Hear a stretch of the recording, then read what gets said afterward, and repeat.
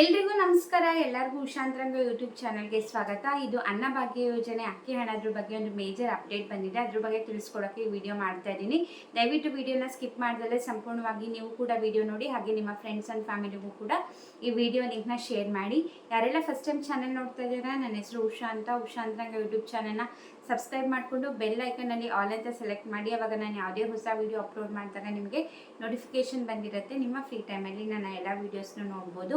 ಹಾಗೆ ನೋಡ್ತಿರೋ ಪ್ರತಿಯೊಬ್ಬರು ಕೂಡ ವಿಡಿಯೋಗೆ ಲೈಕ್ ಮಾಡೋದನ್ನ ಮರಿಬೇಡಿ. ಹಾಗೆ ನೀವು ನನ್ನ ಇನ್ಸ್ಟಾಗ್ರಾಮಲ್ಲಿ ಕೂಡ ಫಾಲೋ ಮಾಡ್ಬೋದು, ಲಿಂಕ್ ಡಿಸ್ಕ್ರಿಪ್ಷನಲ್ಲಿ ಇರುತ್ತೆ. ಅಲ್ಲೂ ಕೂಡ ಕುಕ್ಕಿಂಗ್ ವೀಡಿಯೋಸ್ ಆಗಿರ್ಬೋದು, ಮಿನಿ ವ್ಲಾಗ್ಸ್ ಆಗಿರ್ಬೋದು, ಹಾಗೆ ಲೈಫ್ ಸ್ಟೈಲ್ ವೀಡಿಯೋಸ್ ಆಗಿರ್ಬೋದು, ಪ್ರತಿಯೊಂದನ್ನು ಕೂಡ ಅಲ್ಲಿ ಅಪ್ಡೇಟ್ ಮಾಡ್ತಿರ್ತೀನಿ. ಹಾಗೆ ನಾನು ಯೂಟ್ಯೂಬ್ ಶಾರ್ಟ್ಸಲ್ಲಿ ಡೈಲಿ ನ್ಯೂಸ್ ಅಪ್ಡೇಟ್ ಕೂಡ ತಿಳಿಸ್ತಿರ್ತೀನಿ, ಅದನ್ನ ಕೂಡ ಚೆಕ್ ಮಾಡಿ. ಬನ್ನಿ ವಿಡಿಯೋನ ಸ್ಟಾರ್ಟ್ ಮಾಡೋಣ.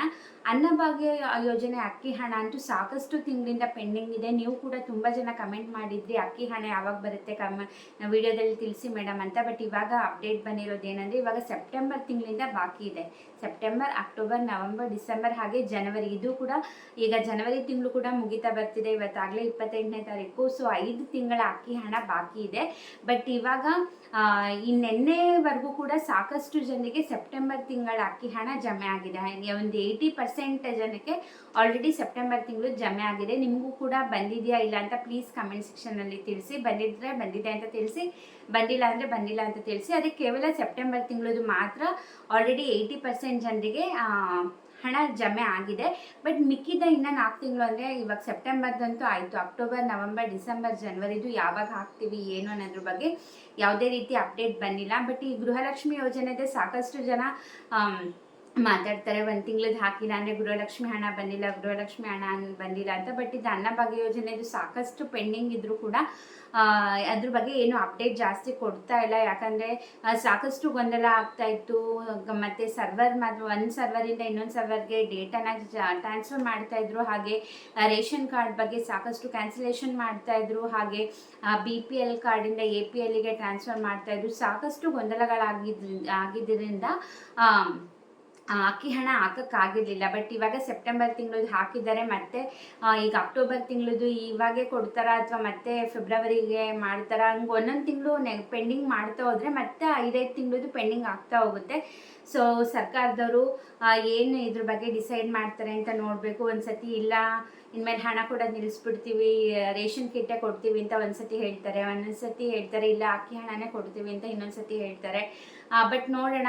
ಇವಾಗ 5 ತಿಂಗಳು ಪೆಂಡಿಂಗ್ ಹಣ ಇನ್ನೂ ಕೂಡ ಬಾಕಿ ಇದೆ. ಅಂದರೆ ಇವಾಗ ಸೆಪ್ಟೆಂಬರ್ ಬಿಟ್ಟರೆ ಅಕ್ಟೋಬರ್, ನವೆಂಬರ್, ಡಿಸೆಂಬರ್, ಜನವರಿ ಇನ್ನು 4 ತಿಂಗಳಿಗೆ ಪೆಂಡಿಂಗ್ ಇದೆ.